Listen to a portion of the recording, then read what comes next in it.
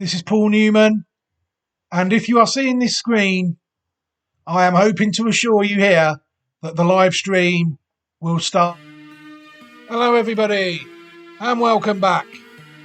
Right, what I'm going to do here quickly is we're going to try and get some national hunt horses out there ahead of March and April. A bit optimistic these because the way I look for horses doesn't necessarily always translate to the national hunt sphere. In my opinion, pedigree is not as important in national hunt racing. They don't seem to be interested in breeding pattern race horses in this country.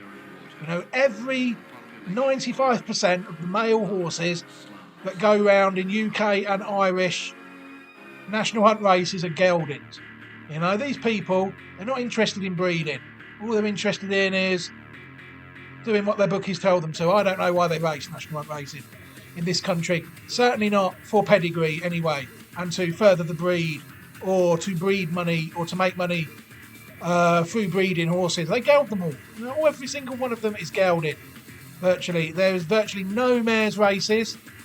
You know, they're not interested at all in advancing the pattern as far as the mares, although that, to be fair to them, that is improving in the last 5, 6 or 7 years. You know, so how do we go about getting these national hunt horses?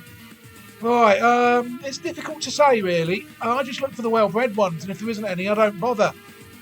I mean, people will be looking for me to give them some novice chases. I always tend to focus on pattern races if I can, and normally I do stick to novices, novice hurdles and novice chasers. Obviously, novice chasers are the previous year's novice hurdlers.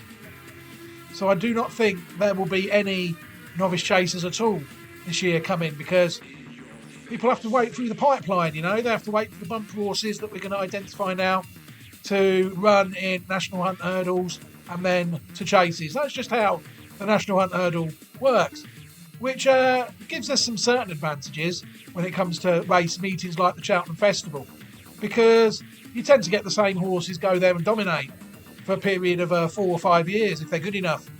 They can win the bumper, they can win a novice hurdle, they can win a novice chase, and then they can win one of the blue ribbon chases. You know, 4 years worth of winning there. You know, that's before you've really exposed the horse. So there is ways of getting an advantage. If anyone wants any novice chasers to follow this year from me, I would have to guide them to the Reprieve Media CIC Racing 2020 website, which is repcicracing2020.ml. I mean, if you go to the Horses in Focus section, you'll see there that all the articles are down the bottom, and there will be national hunters. There's Shishkin there. Look. There will be national hunt horses in the majority of them, as well as flat horses from around the world. We take a look at the last article written to give people some sort of a clue the power of this website. We'll just go through to the flat horses. The jumps horses, you'll see horses there like Fernie Hollow, who I don't think has lost the jumps race yet. You've got horses that are identified by me, such as Cole Reevy, who slammed Monkfish and Envoy Allen all over the track in the big Group 1 novice chase of this season, you know. Identified by us. You know, we're on the right track. There's just not as many qualifiers that we look for, I think is a fair assumption. Even Next Destination was a nice horse, unfortunately died. You know, so we miss a few times, like Metier. We have to class him as a miss, although he did win that valuable UK Lingfield Christmas hurdle last year, and he did win the November handicap this year on the flat. You know, so you know, we've got some nice national hunt horses, nice well-bred national hunt horses on this site that I suggest people go and look at if they want novice chasers and chasers this year, or open horses, even open company horses. We're going to focus on this video now quickly, just for bumpers really. The first one we're going to take a look at is the Willie Mullins train, Fun Fun Fun. This to me is a very interesting horse. It's by a stallion I like, Marteline, and we will see it in a minute win its debut bumper by 10 lengths at Sligo in October. I mean, I like a well-bred horse. One thing I will say is the site I tend to use for looking at pedigrees on the flat might not necessarily work over the jumps, and that is for a variety of reasons. I'll start with this site. The clue in the title here is thoroughbred. Now, believe it or not, as well as being geldings, a lot of the National Hunt horses raced are not even thoroughbreds. They're AQPS horses, three-quarter horses, from France. A lot of them. They are not pure thoroughbred horses. So a lot of them, you search them in this thoroughbred database, you will not find them. And you will get told off by the admin for entering them as well, which I found out to my cost when I tried to enter one of my National Hunt mares on this site, because I thought, how's this not on this site? It's bred so many good horses. So you can just amend the site if you want. You can just add a horse, whatever you want. And there was a message, next time I looked at the horse on there was a message saying this horse is not thoroughbred and will be deleted in a week. Don't do it again, you naughty boy or girl. He didn't know it was me at the time. So a lot of these horses might not even be on this site. And the second one we will look at is really just purely for classic winners. All these family lines on the flat, classic winners are the only ones that are sort of being looked at. And unless we are identifying stallions of National Hunt horses on here, which is entirely possible as we move through the process, it's going to be tricky. The sites I tend to use for the National Hunt breeding horses is really what the Racing Post give us, and for the French horses, France Gallup. They're very good. This one here, we're gonna try and trace just through the Racing Post, just so I can show you all how it can be done. Hopefully with this horse, you'll see that it's only raced once and won once. So we have to go now to the Dam Ocean Breeze, which we've done that. The Racing Post is telling us it is unraced. One thing I will always say is check what the Racing Post tells you about things like that. The horse will be on here, but there won't be much from it. You have to see it's raced born in 2013. So it's just a matter of finding the right one by presenting out of Lightning Breeze. Then straight away you'll see it. This is a good example here because the dam of this horse is not even on this site. That's because it's a National Hunt mare, from a National Hunt family. So we have to just trust the Racing Post, what it says, and go on to the third dam, as she is the only foal of registered to this horse. You'll see then, things get quite interesting, because the dam, Ocean Breeze, by presenting, is a full sister to the 166 rated Chaser York Hill, owned by Graham Wiley and trained by Willie Mullins. So straight away we've got a Grade 1 jumps pedigree on this horse.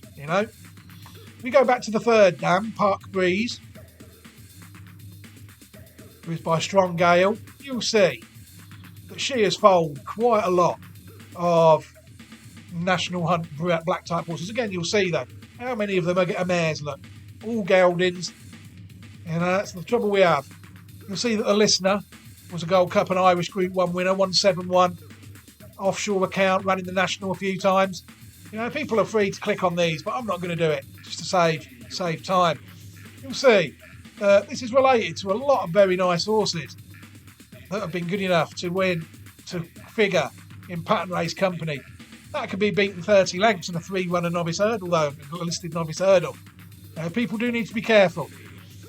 But I would say that with York Hill and these, you would have to think that this horse might be quite decent. Then we had another cheeky look then. We went back to the next dam, Park Delight. And we found Risk of Thunder. I remember that one. It's not got any pattern race form. If you look at the rating, 150, it was one of Ender Bolger's cross-country horses, I think. if people go back and look at it, which we're not going to do. You know, and again, look, there's hardly any mares at all for us to try and get this family further. There's one there, Private Rose, which we can click on. See if that's bred anything of any black type quality. And there you go, you see. One run in 1983, 15th out of 18th in a bumper. And the racing poster telling us it's bred absolutely nothing. Park Breeze, there's another dam there, look, foaled in 1991. We can click on. V10 over. The only problem you have with the racing post when it logs mares like this, it only logs mares when they race. There could be a brilliant mare on this line that has never raced and bred 9 Group 1 winners, and the racing post wouldn't tell us it existed on this page. V10 over again, you see, none in 13 starts, a very average horse indeed. And according to the racing post, it's bred absolutely nothing. So that's all we've got on this horse, really. We've got an unbeaten bumper horse with the dam a full sister to York Hill, and the second dam is related to all these horses. Is she full to any of them? Lightning Breeze by Sadler's Hall. You'll see that in fact she isn't. She's a full to Cloud 9. She's a bit better than that. The rest of them all by different size. Look, Nocelia, Oscar, and Fardante. So that's all we've got. We've got a lot to go on, I think, compared to some National Hunt horses. So I would say that this one is well worth chancing. You know, you'll see that we did sort of try and see what we had. We found, we went on to the next dam there. She was actually foaled the year I was born, Park Delight. This one here. Foaled in 1974, and obviously the racing post gives up then. So that is one way it is good, this site, to nip onto this site if you can get a dam initially. And we have got the entire pedigree of this horse back to the very beginning of line 23, if we had choose to look at it. But I couldn't really find anything on there. Whim was one I did spot. Foaled in 1832. You see, that's so far back. And there she is. There's Whim in 1832, and there's Irish Derby winner of 1887. And then this horse.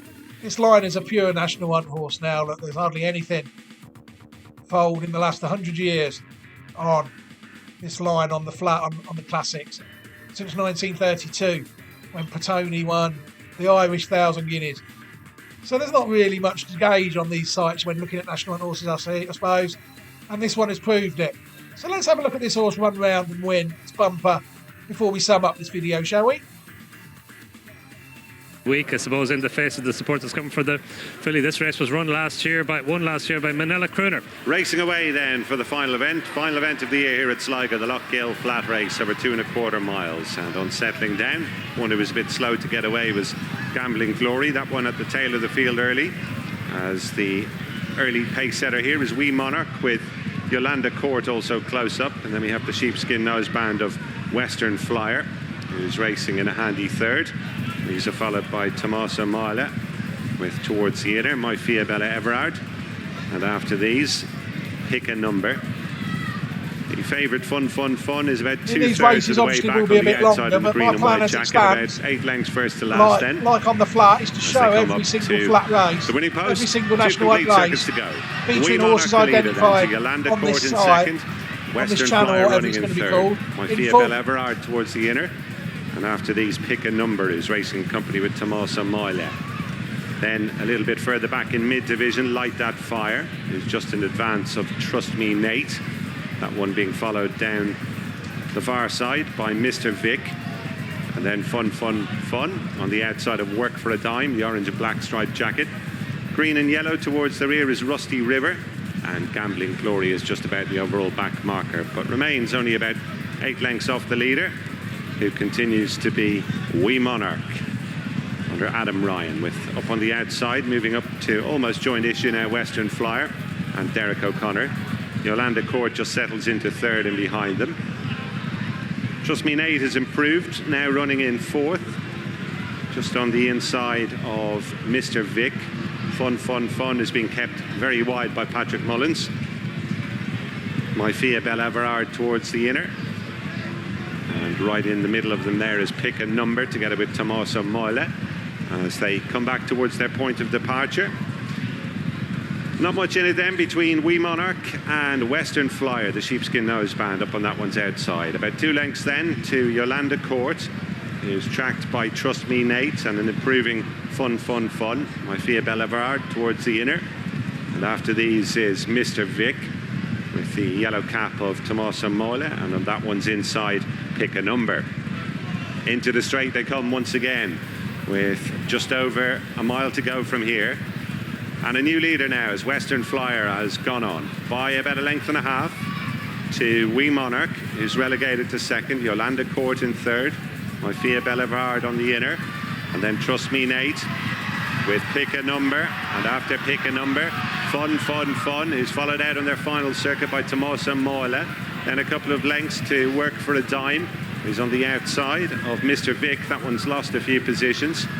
Followed over towards the back straight by Light That Fire, Gambling Glory, and the back marker is now Rusty River, and that one is really starting to struggle. On they go down the back to the final 3/4 of a mile. Western Flyer the leader from Trust Me Nate. Fun Fun Fun is improving up on the outside to dispute third with Yolanda Court. There on the inner still is My Fia Bellevard, who's just being shaken along now as the likes of Work for a Dime, if we show too many bumpers from around here, all start to make a move. The early leader has dropped out, Wee Monarch.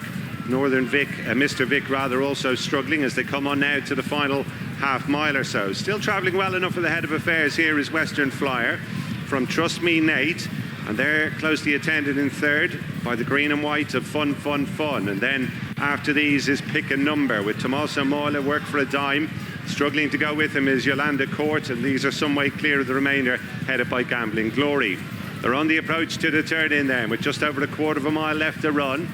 And Western Flyer joined now on the outside by both Trust Me Nate and the very strong travelling Fun Fun Fun. After these, Tommaso Moile, Fun Fun Fun has now taken over as Western Flyer quickly gives way. On the Fun Fun like they're not even there. Into the straight by Tommaso Moile. Back in third is Work for a Dime. Trust Me Nate can find no more as they come inside the final furlong. Fun Fun Fun out in front here and has all angles covered. Fun Fun Fun in the colours of rider Patrick Mullins. He bred her as well, trained by Father Willie, and salutes the crowd as Fun Fun Fun hacks up in the season finale here from Tommaso Moile. Work for a Dime in third, and they were clear of Trust Me Nate. Well, that didn't do a lot wrong in that race, did it? You know, like I said, went round a few times. Bit of a Grand Prix. But you have to say there, that's a very impressive performance from Fun Fun Fun. He isn't entered. These National Hunt horses, we might not see this horse again now till March or at Cheltenham Festival. It's only 4. But what a prospect. I mean, I like this horse. York Hill was one of my favourite National Hunt horses at the time before he lost the plot. No better novice hurdler and novice chaser in my view. He won a novice hurdle and a novice chase at both a novice hurdle and a novice chase at the Cheltenham Festival. You know, people crab York Hill, and rightly so really on occasion towards the end of his career. But there's no doubt that he is a good horse. The Listener and all them as well, very nice horses. If we can get a 140 rated horse at worst out of this, then we never know what we're going to get. Let's check this mare, I Hear the Thunder, from 2009. Has she bred anything? A bit too early, really, for her. Here you go, you see. She's only 13, which means she'd have had to go to her first foal at 7. Well, that's one, and can be interesting. Never got it on the track. But I'm going to sign off this video now. 4-4, fun. Let's hope there is plenty to be had in the Grade 1 races, maybe over the next 8 or 9 years. That's the beauty of National Hunt racing. If they keep this horse to bumpers this year, it'll be going novice hurdling next year, then possibly hurdling or novice chasing the year after, and then depending on what it's done the year before, you know, we're looking at 3 years before this horse jumps a fence. And it's related to a lot of good chasers. If people look at them, they will see that the majority of them are chasers and not hurdlers. Yorkhill, arguably, hard to say what he was best at in the end. But they are chasers. So it could be 3 or 4 years until people see the best of this horse, which is the beauty of National Hunt racing. You just got to put this one in your notepad, follow it, and then it'll pop up one day when you least expect it, probably. Right then, everybody, I'm going to leave you all now to your day. Thank you very much for supporting the channel and the video. It is all very much appreciated. And let's hope for many a National Hunt winner on this channel. Thank you very much, everybody, and take care.